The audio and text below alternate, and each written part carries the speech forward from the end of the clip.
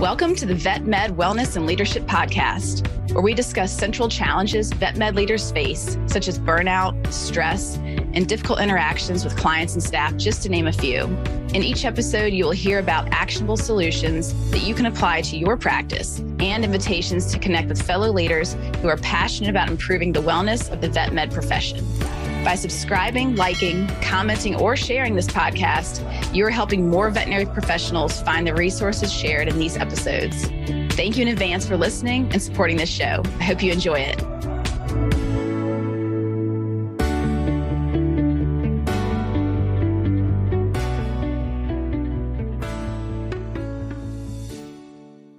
Hey everybody, Crystal Stokes here, and joining me today is Dr. Natalie Fayman, who is a veterinarian and also a veterinary stress coach. Full transparency, she also is a coach here with Full Circle Lab, and this is her second time being on our podcast, so feel free to check out her previous episode. But I'll do just a quick introduction. Natalie has really been on a journey, and through this journey, stress and burnout has been on her radar, and it's really driven her to uphold a new vision. And this vision is about helping veterinary professionals really build resilience and reconnect with the passion that brought them to vet med in the first place, which I think sounds really, really good. So Natalie, thanks for being back with us again. Thanks for having me. It's exciting to be here.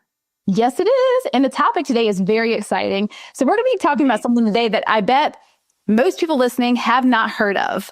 So I think we should introduce the topic perhaps by going on a little journey in time of how you even became aware of what we are talking about today. I will keep it mysterious. Ooh. Can I let the cat out of the bag? Yeah, go for it. All right. So what we are talking about today is the Positive Intelligence Program as I have applied it to VetNed.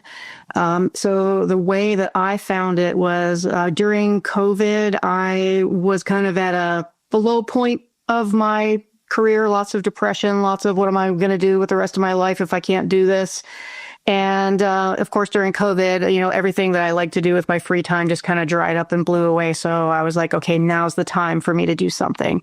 And I had such a profoundly transformational experience with a coach myself. I just realized that this is such a gift to me.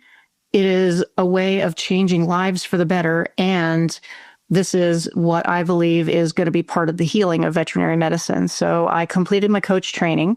And from there, I started to hear people from my cohort talking about positive intelligence. And they were all like making little groups to go through the program. And I was like, oh, that's a bunch of hokey. It's too much hype. It's not real. It's, blah, blah, blah. I'm not going to do it. And people kept talking and asking me, hey, come do it with us. And I'm like, it's stupid. It's not real. It's blah, blah, blah. Finally, the FOMO finally got me. And I was like, okay, I'll do it just to prove that it's not really like all that. And it's just a bunch of hype. So here I am in a group of like 4 other coaches doing this program. And I resisted this program with all my might for initially it's a 7-week program. I resisted it for probably 4.5 weeks, like determined to prove that this is not going to work. And at about the 4.5 week mark, the light bulbs started popping off in my brain. And I realized, I've been doing these mental focus, these self-command exercises that they teach as part of the foundation of the program. And just like telling myself the whole time, oh, this is stupid. It doesn't do anything. And then I all of a sudden out of the blue realized, holy crap, I actually feel better. I'm like not thinking about all the things that I should be worrying about tomorrow. And I'm not stuck in what happened yesterday. And my stress level is kind of lightening up a little bit.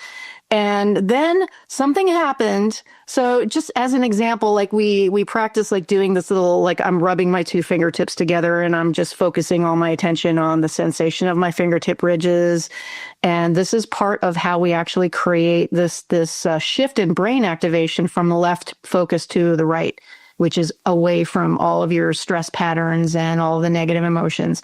So I'm like telling myself this isn't doing anything, but I'm doing it 3-4 times a day for 2 minutes just to like say that I did it and check the box. And one day, probably about the 4.5 week mark, something happened at work.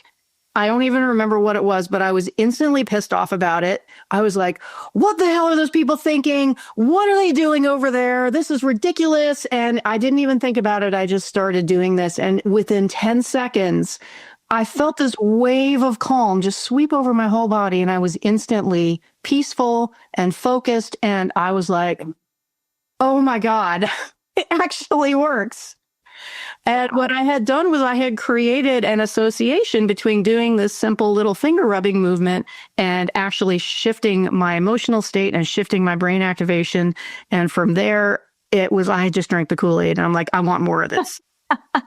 I love the story so much. And for those people that are listening, many of us have heard of emotional intelligence, which is, if you're Googling it, it shows up as EQ, emotional intelligence at Q. And this is when positive intelligence, they branded it PQ. So I think it's just kind of fun, like easy to kind of keep up with and track names of things.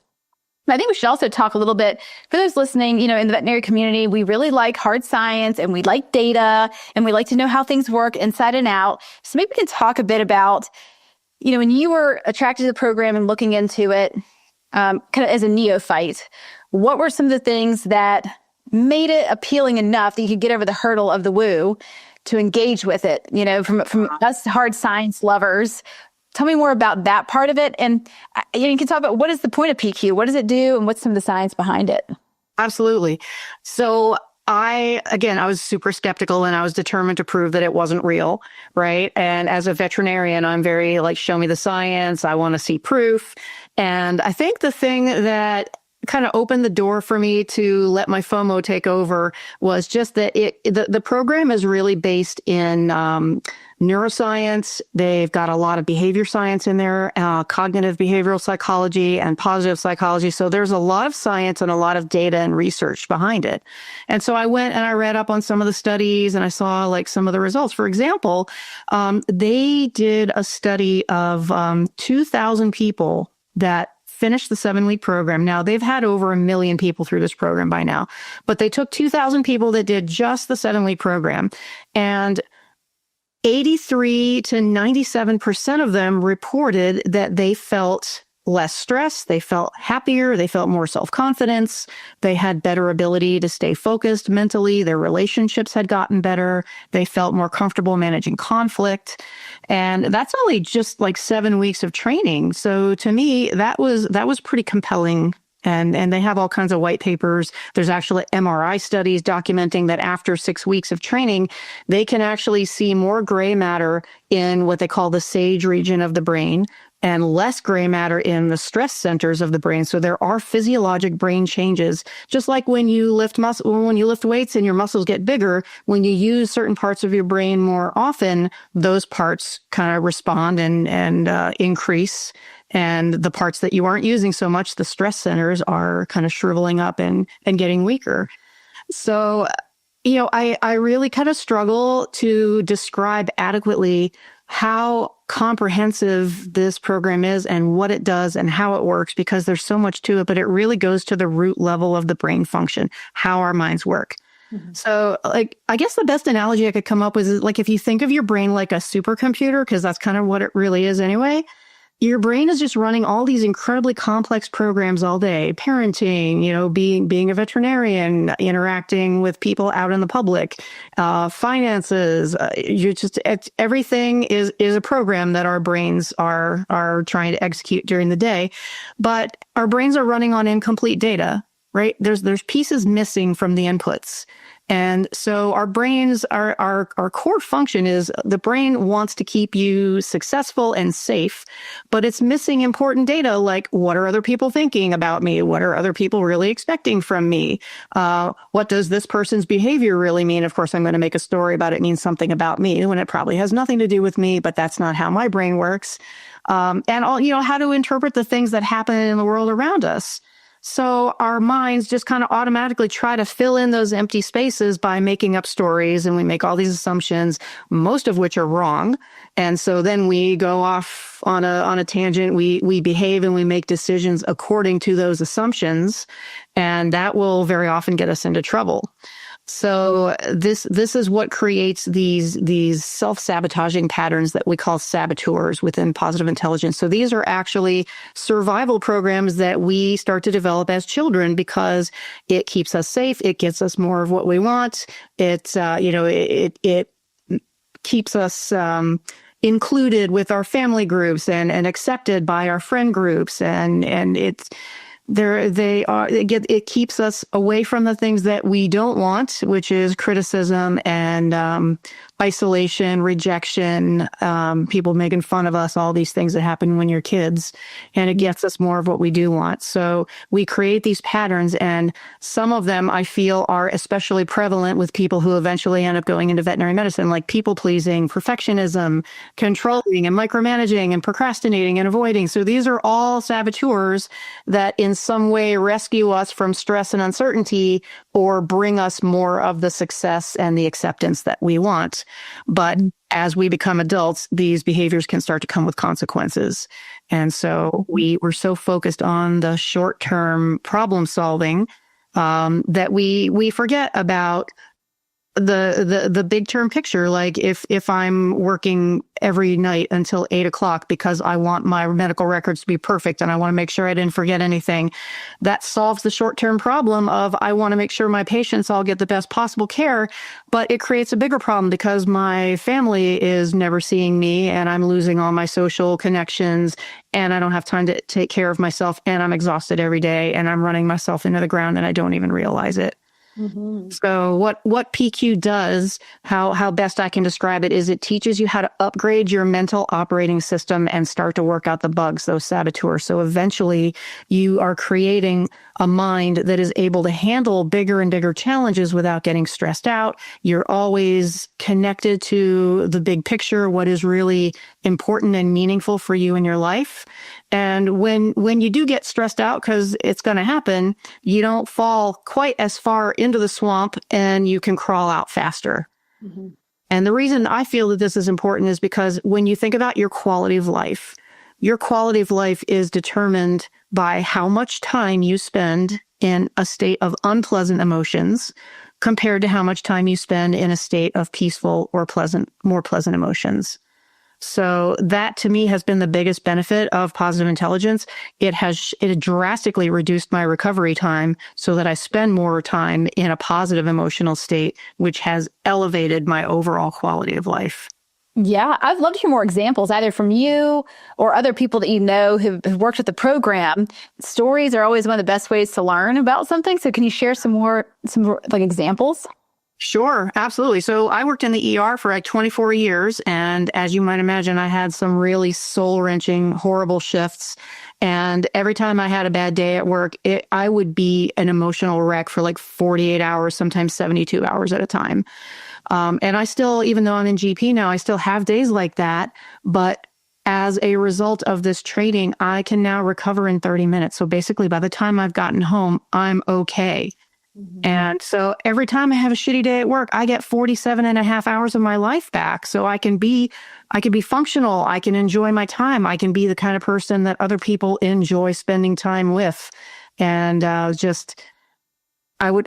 don't know anybody that wouldn't rather have, if you're going to lose any portion of your life being aggravated and stressed out and pissed off, who wouldn't choose 30 minutes over 2 days? Yeah, absolutely. And I think in the PQ model, like you had mentioned before, they do have aspects of like cognitive behavioral therapy. So when we're working in CBT as therapists, it's this triangle of thoughts, feelings, and behaviors. And they just kind of all link together in this little circular, triangular cycle that goes on and on and on. So if we have something that triggers, let's just say a feeling of sadness or anger, and then the thoughts start to cascade, more and more thoughts about that, and we start to ruminate on it, then our behaviors also start to change. Maybe we want to isolate ourselves, maybe we act out and snap at somebody. And a lot of CBT is working on interrupting that triangle, knowing you can break it at any point. You can break it at the behavioral level, the thoughts level, or the feelings level. And I think people tend to find for themselves what works best. Is it something more somatic, like you said, rubbing your fingertips and bringing yourself into your body? Is it something that's working with the feeling state? Is it talking to someone and expressing yourself and having comfort there? Is it more cerebral for you? Like I need to journal and write these things down and think it through in a critical way. So people find their own strategies, but I think that a lot of what you're describing is that we all probably yearn to have a little bit of space within our mind. And that's where like I know mindfulness is also a component of PQ. Just developing that observer and the self-awareness to say, Oh, wow. I'm pretty triggered right now. Something just happened and I'm on the runaway bus or train of whatever that may be, anger, sadness, resentment, fear. And I am washed, just the waves are washing over me. So to have that awareness that it's happening, I think people first, they develop that. And then once they have awareness, now we need tools of what do we do next so we have the awareness that this is happening. This has been a pattern. Maybe like the people that are like, hey, I'm a perfectionist. So something went wrong in that surgery today. Like I beat myself up for hours about it and I had to double, triple check it next time. And it's just, I never can break that cycle. So I think that there are elements within PQ that really help people with that, like getting more freedom and control over this process that feels like a runaway train. Absolutely. And that's an excellent point. Thank you for bringing that up. One of the things that we learn as we go through this training is that as long as you are in a hijacked emotional state, so when we say hijacked, you're in the grips of any kind of negative emotion, including stress and frustration and resentment and anger, all of that just kind of lumped into the same category. You are not thinking straight when you are in that state. All of your stress programs are running on high alert, and you're really not as connected to the things that are really important to you and things like empathy and non-judgment. So the first step in any process of overcoming all of that, the first step is to learn how to calm your brain, your left brain chatter. So that's the whole purpose of doing these self-command exercises, because we create these neural pathways that help us to create that shift a lot faster. So again, instead of me stewing for 2 days at a time, I stew for 30 minutes, and now I am back in a calm emotional state. Once my left monkey brain mind chatter is calmed down, I can now hear the voice of my intuition. I can now feel a connection to my empathy, and I can start to realize, well, okay, I had a bad day at work, but I was kind of tense and snapping at people. And so maybe that's why they were on edge and reacting that way back to me. A lot of these self-sabotaging behaviors actually create self-fulfilling prophecies that we're not really able to appreciate until you take a step back and look at the big picture. So I have a very strong stickler saboteur, which is the perfectionist, right? So I'm afraid someone's going to make a mistake. So I show up at work already agitated and like ready for someone to screw up. And so I'm hanging over everyone's shoulders and I'm asking, hey, do you remember this? Hey, did you do that? And people are getting sick of me. And I'm trying to be in 5 places at once, which means I'm neglecting the work that I'm supposed to be doing. So I'm going to probably have to stay late at work to finish all that stuff while I'm busy like micromanaging everybody else. And I'm telling myself a story that unless I hover over these people and double and triple check and make sure I know what's going on at all times, something's going to go wrong. Somebody's not going to do something right. And wouldn't you know it, when I'm in this mode, people don't want anything to do with me. So they're like, just let Fayman do it. I can't do it right anyway. No matter what I do, she's just going to make me do it over, or she's going to do it herself. So just let her do it. So I am setting up this dynamic where nobody wants to show any kind of initiative. And all the while I'm interpreting this as a story that it like proves my narrative that I have to be involved personally in everything. Otherwise, nobody does anything. Right. Oh, yeah. That sounds heavy. Yeah, but there's all kinds of these patterns. We're not even aware of them until we learn how to look for them. But almost every single one of these stress patterns creates its own self-fulfilling prophecy, and being able to recognize that in yourself and also in other people is absolutely life-changing. Right. Absolutely. Well, can we talk a little bit about just to play devil's advocate or make it, look at this very fully? Who are the people you would say PQ is for these people and it's not for those people? Are there any people you'd say, if you're going through whatever, it might not be the right program for you? I think PQ is for you if you have a human brain. The only people that really probably wouldn't benefit from this practice is people who think that they already know everything and don't need it. And even then, I would counter that by saying, how often do you get stressed out? How often do you get angry or irritated or annoyed at your coworkers? If you, the thing that really kind of like popped off another light bulb in my brain is learning that the hormones that create negative emotions, including stress, frustration, anger, irritation, all these things, they last in our bodies for about 90 seconds. And so if you are in any kind of a negative emotional state for longer than 90 seconds, it means there's some kind of a narrative that's circulating in your brain that is keeping and perpetuating those emotions. So, we always talk about negative emotions, even though they're unpleasant, they're actually useful because it's a red flag. It draws your attention to the fact that, hey, something needs my attention. I need to change or fix something about how I'm responding so that I can move on in a more clear-headed state of mind versus stewing and ruminating and festering and grumbling to myself, which is what I used to do. And that's why I was spending 2 days after multiple shifts a week in an emotional swamp, basically. Yeah, absolutely.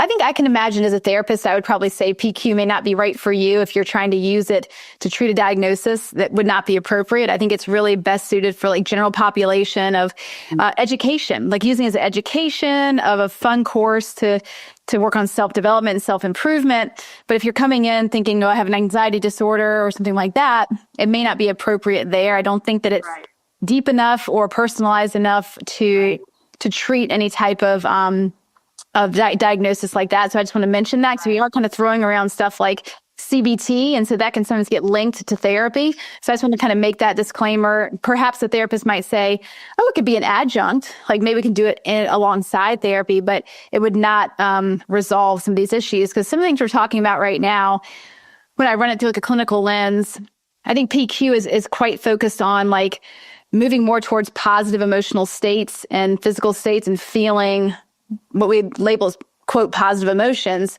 I think though sometimes within treatment, we have to lean into the negative emotion. Like with anxiety, you got to lean into the fear and go towards it. And you're going to feel worse before you get better. Or recovering from addiction, as you're abstaining, there will be a lot of difficulty. And those are not signs that you should do anything different. You just need to stay the course. So I think that's where it gets a little bit nuanced.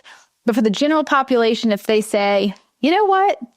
I think I'd like to be more mindful about how my emotions are, how I'm engaged in my emotions and how it affects other people around me, then this could be like a really great resource to have more awareness of yourself and, like you said, the operating system that's running in your mind, and then what tools and strategies are working for you to help with that. Could you talk more about going through the program? Are there any things that were like your favorite that stand out to you of modules or things that you've learned that you're like, oh, that part was great? How do I choose? Well, first of all, I want to thank you for bringing up that clarification because that's a really important point. This is not therapy. And so in order to really engage and get the benefit from a program like this, you really want to start with a fairly normal functioning brain.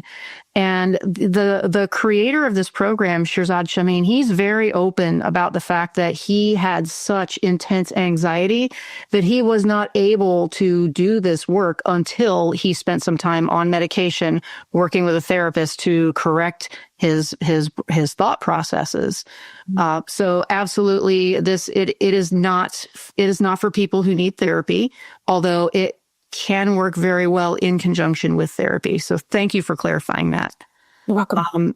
My favorite module, I get goosebumps. I just took myself back through the program again because I had a new client that was starting and I figured I needed to refresh myself. I still get goosebumps with every single one, but I think the one that is really most impactful for me is week 4, which is empathy week. And especially self-empathy, because so many of us, I think we have no problem giving empathy to other people, to, our patients, the clients, even our staff and our coworkers. We don't really save any of that for ourselves.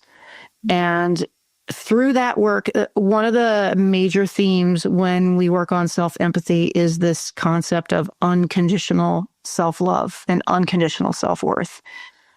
The root of people pleasing and perfectionism and overachieving and all of these self-sabotaging patterns is that this is a transactional concept of our self-worth. So and this is very true for me, And it's very true for a lot of people. When we are kids, we learn that we have to earn our value by taking care of other people or getting perfect grades or, whatever it is, getting, winning all the school awards. And that's when our parents give us the acknowledgement and the love and the support that we want from them. And so we learn I have to keep doing things like that in order to be able to feel loved and accepted. So that's where pleasers are born for sure, and overachievers and perfectionists. But at the core of that is I'm trying to earn my value because I'm not intrinsically valuable by myself, and that is why I have to give until I'm just. I can't even stand upright anymore. And that's why I have to work 16 hours a day to make sure that everything's perfect. And that's why I have to make sure that I'm always the best at everything that I do. Because if I'm not valuable. I could lose my job. I could, somebody that's important to me in my life could leave. And because I'm not good enough by myself.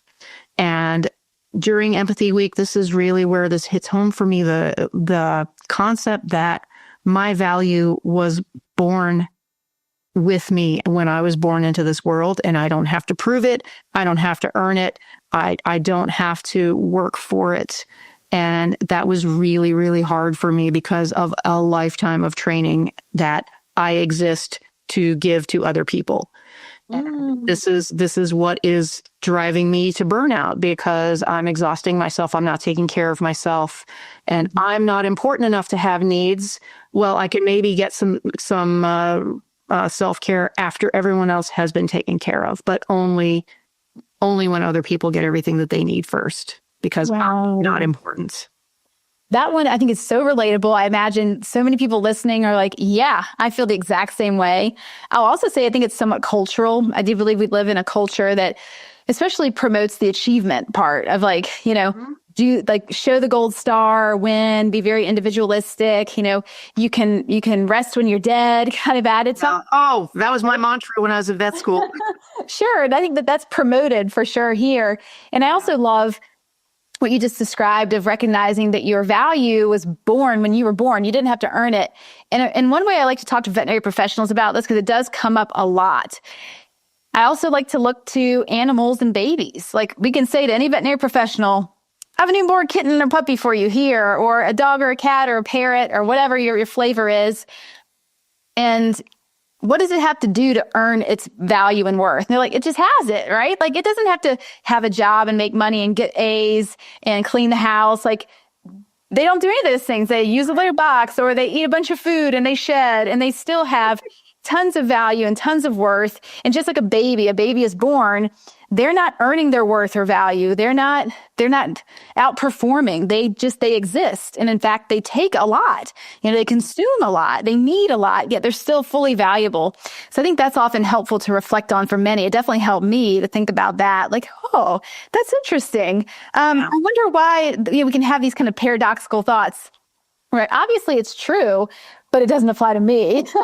And we feel we all have different standards for ourselves or for our own value that we do for everybody else.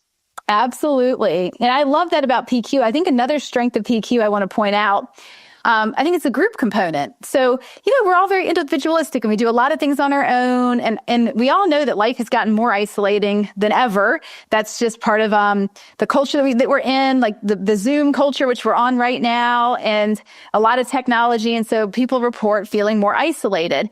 And the cool thing about PQ is that you can form these little cohorts and go through it together. So as we're kind of coming on the home stretch, could we talk a bit more about how it actually works, like the logistics for those that are like, this is kind of interesting. Would it fit into my lifestyle? Am I interested in that? So paint the picture for us of what it looks like to be a part of PQ. Yeah. Well, so for the general public, for the non-coaching public, there's a couple of options. You can go to the website and buy the program and do it by yourself, fully automated on your own pace. And if you do it that way, there's an excellent chance that you'll probably fall off the wagon and not finish the program. So accountability doing anything with a partner, whether you're starting a new fitness routine or, what you want to start a social club. It's the presence of other people that are expecting you to be there that really motivates you to do it, even when you don't feel like it today. And that exponentially increases your chances of not only finishing the program, but also deriving every possible bit of benefit that you can get from it. Because, we all have this tunnel vision. We see what's going on in our own lives, but hearing somebody talk about their experience and how what they learned this week applies to something that they're going through, that very often will create new ideas and have you thinking about things in different ways that maybe didn't occur to you before. So I think the group experience is extremely valuable. Love it. That's great. So I'm thinking through all the stuff we talked about today, because you covered a lot of points. If we were going to try and summarize, and it doesn't have to be what you've already said, it could also be something we may have left out. Mm-hmm. Those listening, like top 2 or 3 takeaways about PQ, how it could apply to our lives, why it's useful. What do you want people to remember today? I think that the root of a lot of our self-generated stress comes from that transactional concept of our self-worth, because we're always looking at what do I have to do to remain valuable and relevant and respected and accepted. Yeah. And the other thing is the reduced recovery time when negative things happen, or you have a fight with your spouse, or you have a client that yells at you, not having to carry that around with you for as long, being better equipped to handle those conflicts and resolve them amicably, and possibly even have a shared experience with the person that you were having the conflict with, so that now you understand each other better and you actually end up with a stronger, more trusting relationship by the time you're done versus when you started, because you're putting yourself in the other person's shoes instead of thinking about what's the next thing I'm going to say. I have to prove that I'm right. There's just so much about this program that is absolutely life-changing. I still struggle to describe it all adequately. But the concept of unconditional self-worth, the reducing your recovery time from negative experiences, I think that is really fundamental. But if you go to the Positive Intelligence website, they'll talk about like the 3 major impacts being your health and wellness, which is your self-care, your stress level, your happiness. They'll talk about your performance, which is being able to stay focused on something effectively, not getting hijacked by distractions, not procrastinating and wasting time with things that don't have an impact. And your personal relationships, building those stronger relationships because you lead with empathy instead of judgment, because you are no longer afraid of conflict, and because you have the awareness of the other person's perspective. And also acknowledging that even if you think that they are 90% wrong about whatever you're arguing about, that there's still at least 10% of their perspective that really has merit and is worth talking about.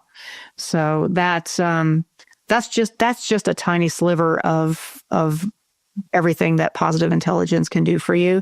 They have a very comprehensive library of what they call applications modules, which after the initial 7-week program where you're learning the concepts and learning the skills, it then proceeds to show you how to apply it to all these life situations like parenting and stress management and conflict management and communication and managing your energy and managing your relationships. It just goes on and on. Mm-hmm. What I find very appealing is the idea of kind of helping create like an operations manual for your own mind. Because I think that many of us who are in the vet med community, like we like instructions and steps and having a plan for how do you address certain things. And so that way our own internal experiences don't have to be as mysterious, and we can have a plan in place. Like I know what I do when I've had a really bad day at work. I know now what to do when I'm facing a conflict. I have strategies that work for me and I can use them. And that's great. Like it kind of takes the mystery away. And I think that's one of my favorite parts of the program. 100%. And there's nothing that replaces having peace and quiet in your internal universe. Oh, yes. We'll let that hang. Natalie, thank you so much for being on with us today. For those who are listening and they want to learn more, how can they connect with you? And I will put all this in the show notes. Thank you. So my website is nolimitscoachingnow.com. And if you are wanting to learn more about positive intelligence, I was finally, after a long time, able to get it approved for 14 hours of continuing education credit for veterinarians, vet techs, and for certified compassion fatigue professionals. So if you go to my website, click on the continuing education tab, and it'll be right there at the top of the page, and you can click a button to schedule an appointment to talk to me and get your questions answered. Wonderful. Thank you so much for being on with us, Natalie. It's been awesome. Thank you. Thanks for having me. It's been a pleasure. Welcome. Thank you for joining me today. I hope that you feel stoked after listening to this episode. And as always, I would love to hear your comments and feedback. Is there a topic that you want to know more about? Please let me know. And thank you again for subscribing and sharing your favorite episodes with others. It really means a lot.